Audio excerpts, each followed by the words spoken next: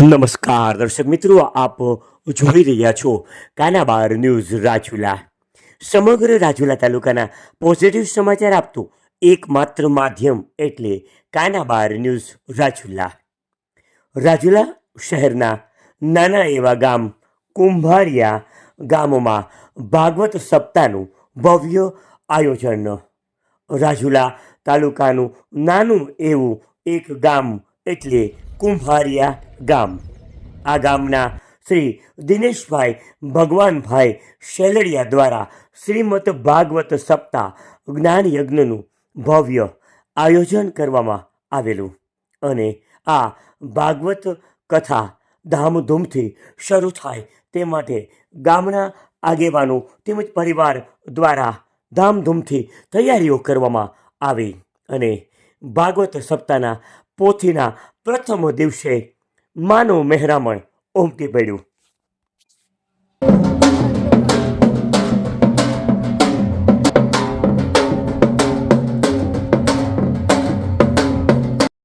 આ ભાગવત સપ્તાહનું આયોજન કુંભારિયા ગામના દિનેશભાઈ ભગવાનભાઈ શેલડિયા દ્વારા કરવામાં આવેલ હોય ત્યારે ભાગવત સપ્તાહના વક્તા તરીકે આ જ ગામના મહાવક્તા પૂજ્ય શ્રી દાદા જોશી એટલે કે બાળ કથાકાર ફક્ત 15 વર્ષની ખૂબ જ નાની વયે તેમણે આ પ્રથમ કથા પોતાના ગામમાં બાલુભાઈ કરમસિંહભાઈના પરિવાર દ્વારા કથાના આ ભવ્ય આયોજનમાં પોતાના દ્વારા આ કથામાં રસપાન કરાવશે. કથાના પ્રથમ દિવસે પોથી યાત્રા રામજી મંદિરથી શરૂ કરવામાં આવેલી, જે ગામના વિવિધ મંદિરોમાં આ પોથીની પધરામણી કર્યા બાદ બહેનો દ્વારા રાસ ગરબાની રમઝટ બોલાવવામાં આવી.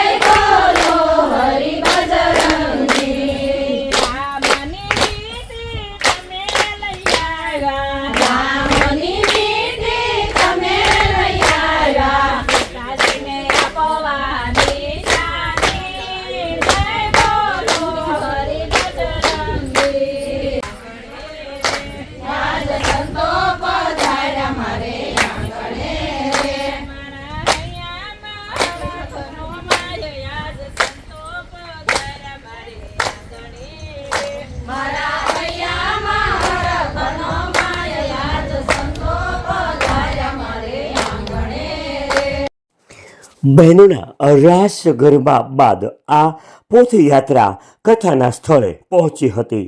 ત્યારબાદ આ બાળક કથાકાર વક્તા શ્રેય દાદા જોશી દ્વારા કથાનું રસપાન શરૂ કરવામાં આવેલું. આ કથા બપોરના તેમજ સાંજના 2 વખત કથાનું શ્રવણ રસપાન કરવામાં આવશે. ત્યારે આ કથાના રસપાન કરવા માટે કુંભારિયા ગામના બાલુભાઈ શેલડિયાના પરિવાર દ્વારા જાહેર નિમંત્રણ પાઠવવામાં આવે છે. આપો જોઈ રહ્યા હતા કાનાબાર ન્યૂઝ રાજુલા.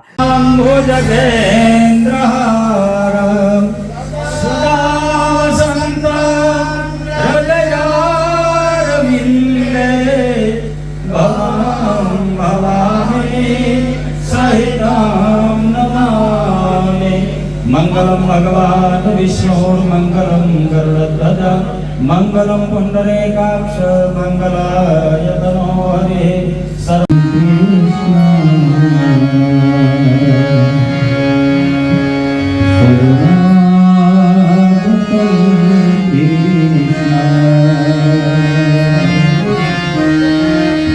स्वागतं कृष्ण शरणागतं कृष्ण स्वागतं सुस्वागतं शरणागतं कृष्ण वंशे